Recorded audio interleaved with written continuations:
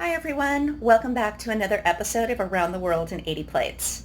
Today we're going to be making a Tarta de Santiago, which is a traditional Spanish cake from the Galician region of Coruña, which is where the Church of Santiago de Compostela is. Now, pilgrims have been coming to this church for centuries, and along the pilgrimage route, bakeries were full of these delicious cakes for sale. These cakes are naturally gluten-free, which is exciting. These are made with almond flour and they are flavored with very delicate notes of citrus. Let's go ahead and get started. Now, before I go into my usual list of ingredients for this recipe, I just want you to keep in mind that the original recipe calls for whole blanched almonds, which you will then process in your food processor, as well as superfine sugar. Don't really worry so much about this. To keep us from spending so much time in the kitchen, I'm actually going to go with almond flour made from blanched almonds.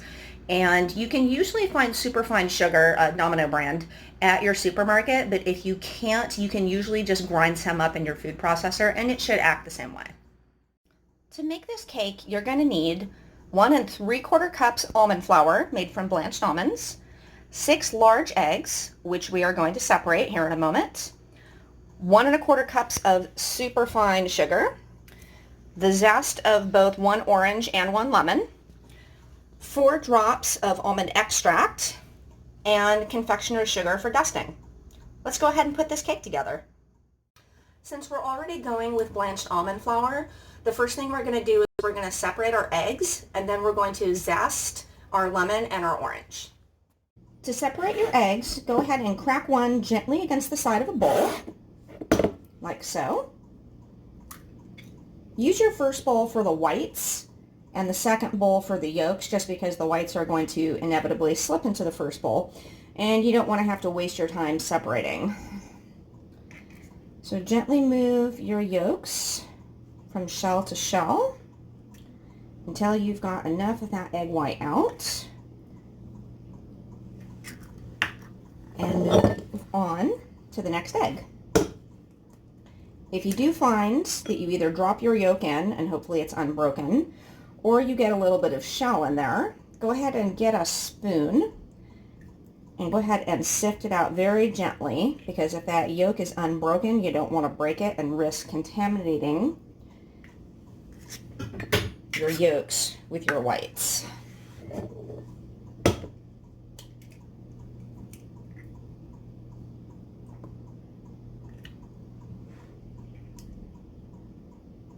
Separating eggs is a little tricky at first, but once you get the hang of it, you'll be a pro.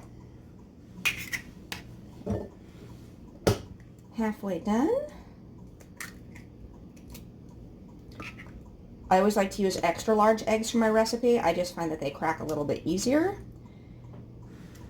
and the end result has more yolk in it. 4.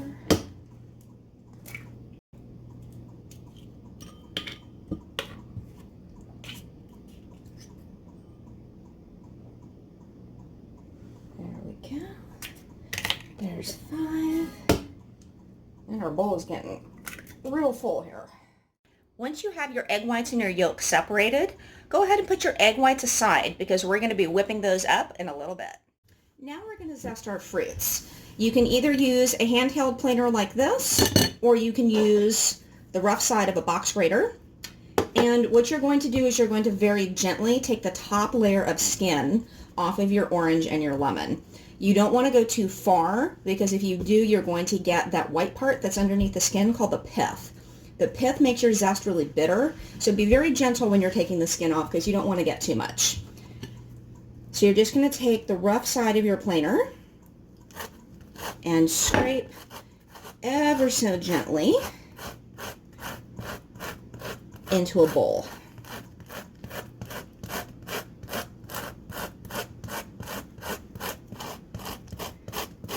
Make sure you're moving that fruit around as you're zesting so you don't go too deep.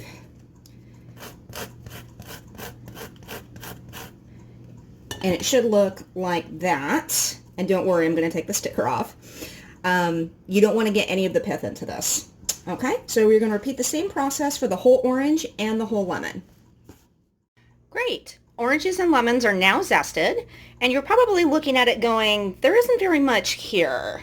How is this going to make this cake delicious? Do not worry. The zest of lemons and oranges is actually pretty potent, and mixed with the almond and the sugar, it's actually going to come out quite delicate, so don't worry. Before we go ahead and start mixing up our ingredients, go ahead and preheat your oven to 350, and go ahead and make sure you grease and flour your pan.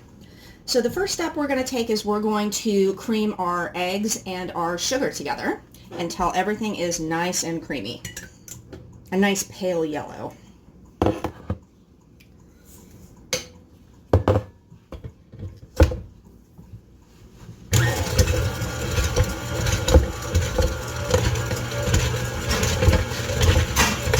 So just give that a couple of minutes to mix up.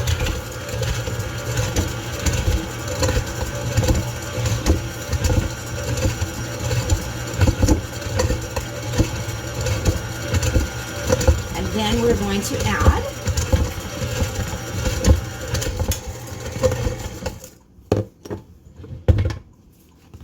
our lemon and orange zest.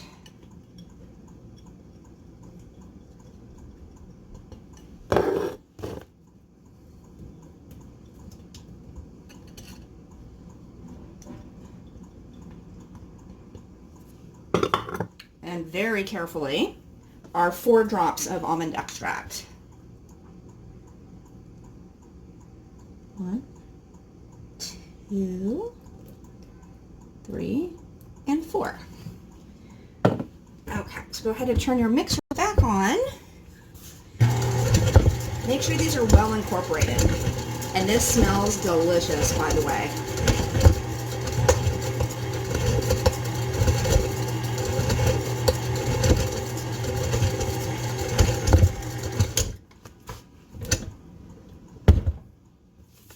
Your end result should look something like this.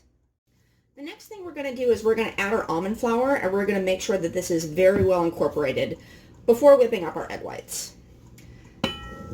So we've got our 1 3/4 cups of super fine almond flour. Go ahead and let your standing mixer do its work. Give it a couple minutes to combine. Make sure there's no lumps, no air pockets. All the flavors and textures are very well incorporated. Now when you're done with this step, your batter is going to look somewhat like cornbread batter. That's because the almond flour has a thicker texture than regular flour. Don't worry. This is actually what you want at this stage, because what's going to happen is when we mix up our egg whites, that's going to add a lot of air and fluffiness to the recipe, and it's going to give the cake a very light flavor. What we're going to do now is we're going to whip up our egg whites until they're very frothy and they form a very stiff cake.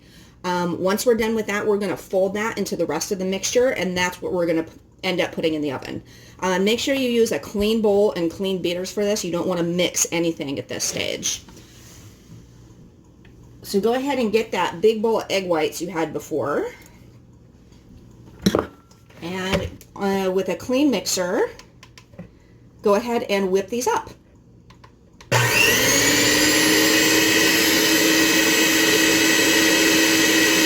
This process should take about 3 to 4 minutes.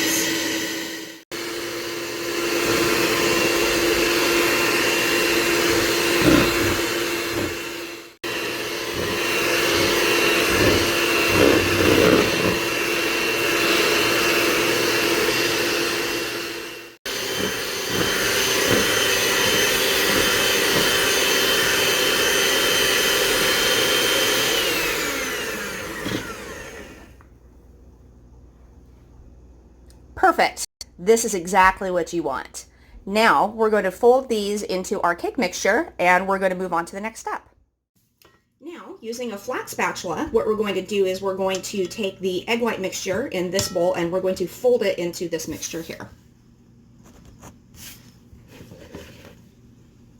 Being very careful not to unnecessarily break up the egg whites.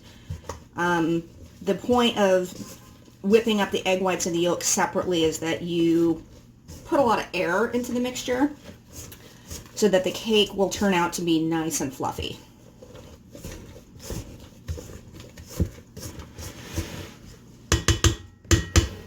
And when you're done incorporating, just grab a little bit more and repeat until everything is fully incorporated. I just want to say, this smells absolutely divine. Citrusy and almondy. Not too sweet, but definitely very exotic. I can't wait to taste it.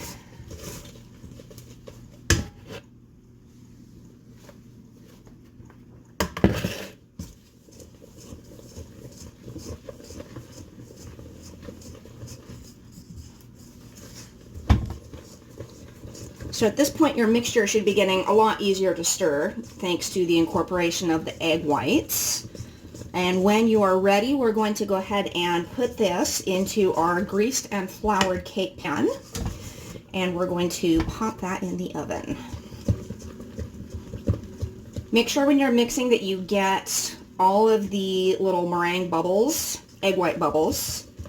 You don't want any portions where the mixture is uneven or there are parts that aren't incorporated fully. When you're done incorporating your egg whites and the rest of the cake mixture, your batter should look like this. Note the little air bubbles in there, that's just from the egg whites. Now we're going to add everything into our cake pan and pop it in the oven. Okay, and before we pour our cake into the pan, just go ahead and make sure that your pan is greased and floured. Obviously I'm going to be using gluten-free flour because of gluten allergies. And just because this cake has a really high moisture content, you really don't want this sticking in the pan. So we're going to go ahead and pour in. Traditionally, this isn't a low-topped or low-sided or a tart pan, but this goes equally well in a higher pan as well. So if you have a springform pan, that should also work equally well. Really make sure you've got every last bit out.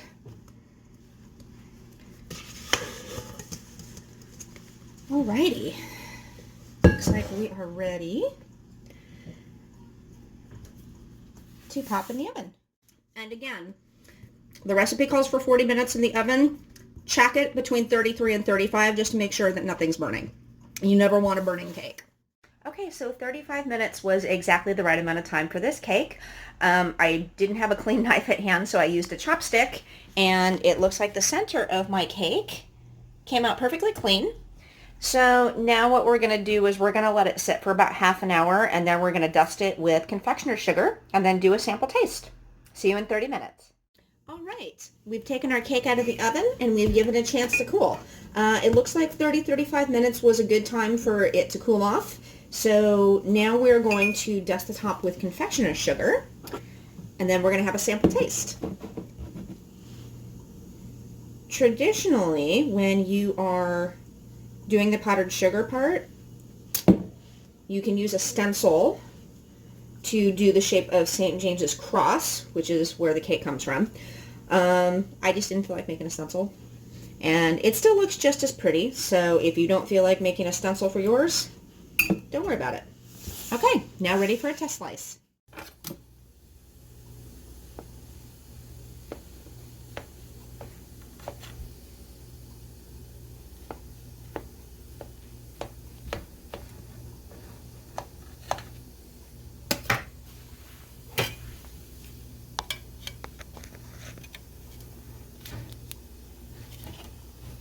Oh, this smells amazing. I can't wait. And we're all done. As you can see from this nice slice I've cut here, the cake is very airy. It has a lot of light texture to it, and that is entirely due to the whipped egg whites that we put in here. So I'm very excited to give this a taste and see how it is. It smells amazing.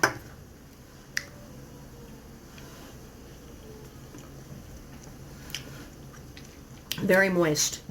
Very, very moist.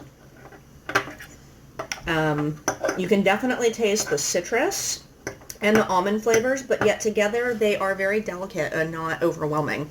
So this is really good with café con leche, a milky coffee, for an afternoon snack.